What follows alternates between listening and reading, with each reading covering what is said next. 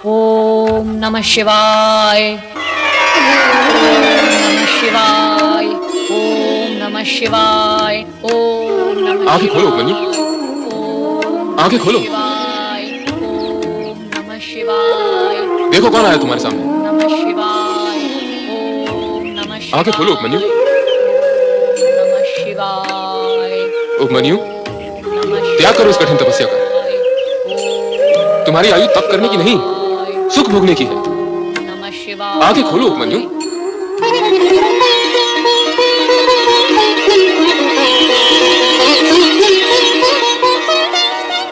प्रिय उपमन्यु, मैं तुम्हारी दरिद्रता दूर करने आया हूं, तुम्हें स्वर्ग का सुख प्रदान करने आया हूं। ऐसा सुख जिसकी तुमने कभी स्वप्न में भी कल्पना नहीं की होगी। आप स्वर्ग के राजा इंद्र महाराज हैं। हाँ, स्वर्ग का अधिपति देवराज इंद्र हूं मैं। आपको अनेकानेक प्रणाम। पर इंद्र महाराज, मैंने न तो आपकी आराधना करके आपको बुलाया और न स्वर्ग के सुख की कामना की है। फिर क्यों आप मेरी आराधना में विघ्न डालने आ गए हैं? क्या मैं तुम्हारी आराधना में विघ्न डालने आया हूं? शून्य और अनुभव शून्य है। तुझे तो ज्ञान ही नहीं कि शिव कभी किसी का कुछ हित नहीं करता। मैं स्वर्ग का सम्राट, देवताओं का राजा, स्वयं तेरे पास आया हूँ तेरे दुख निवारण के लिए, तुझे स्वर्ग ले जाने के लिए, स्वर्गीय सुख सुविधाएं प्रदान करने के लिए। और तू है कि अपनी हट पर अड़ा हुआ है। अरे मूर्ख बालक, बड़े बड़े ऋषि मुनि और ज्ञानी ज्ञानी भी निरंतर कठोर तपस्या करने के पश्चात स्वर्ग की एक झलक तक नहीं पा सकते, और मैं तुझे वहां का स्थान और सुख उपलब्ध करवा रहा हूँ। इंद्र महाराज, आप तो अपनी गरिमा भी भूल गए। अब मुझे तो लाज आती है आपसे कुछ कहते हुए। आपको उत्तर देने के लिए यदि मेरे शब्दों में कठोरता आई तो उसका प्रभाव मेरी आराधना पर पड़ेगा। कहो तो, तुम कहना क्या चाहते हो? यही कि आपने मुझे क्या कोई भूखा या लोभी पक्षी समझ लिया है? और क्या आपका स्वर्गीय सुख कोई दाना है जिसे आप बार बार मेरी ओर फेंक रहे हैं ताकि मैं उसे चुग लूं और भगवान शिव की आराधना से विचलित होकर लोभ से भरे आपके सुखजाल में फंस जाऊं?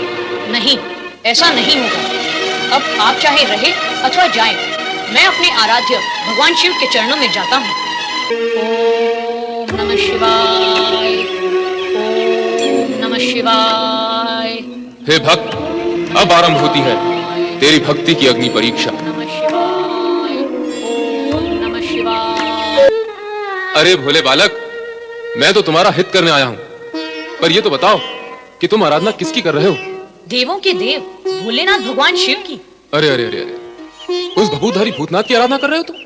इंद्र महाराज, मैं यदि कहूँ कि बड़ों का नाम बड़े आदर से लेना चाहिए तो आपको लगेगा यह बालक बड़ों के सामने बड़ी बातें कर रहा है। आप तीनों लोकों में पूजे जाने वाले भगवान शिव का नाम छोटे मन और खोटे शब्दों से ले रहे हैं। अरे, बालक होकर बड़ों की भांति तर्क करता है?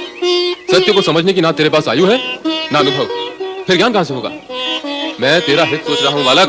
मेरा हित सोचने के लिए भगवान शिव को अपशब्द कहना क्या आवश्यक है इंद्र महाराज? नहीं उपमन्यु, उन्हें अपशब्द कहना मेरा अभिप्राय नहीं।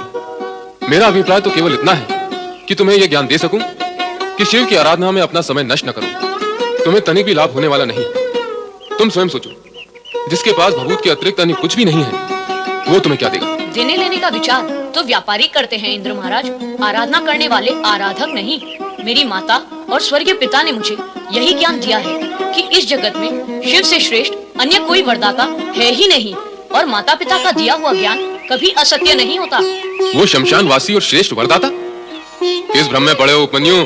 मेरे भ्रम के कारण आप क्यों चिंता में पड़े हैं इंद्र महाराज? अपना भ्रम मुझे प्रिय है। आपसे विलंब प्रार्थना है कि आप यहाँ से चले जाएं और मुझे शिव आराधना करने दें। अरे निर्बुद्धि, तू तो ज्ञान ओम नमः शिवाय। अभी समय है अज्ञानी, मान ले मेरी बात, त्याग दे शिव का विचार। नहीं, प्राण त्याग सकता हूँ किंतु भगवान शिव का विचार और भक्ति नहीं त्याग सकता। भोलेनाथ मेरे वेश में, हाथ में गदा, वस्त्र भी मेरे ही जैसे, क्या कारण हो सकता है इसका? अंतिम बार विचार कर ले अज्ञानी बालक, मैं तुझे स्वर्ग का स्वामी बना सकता हूँ।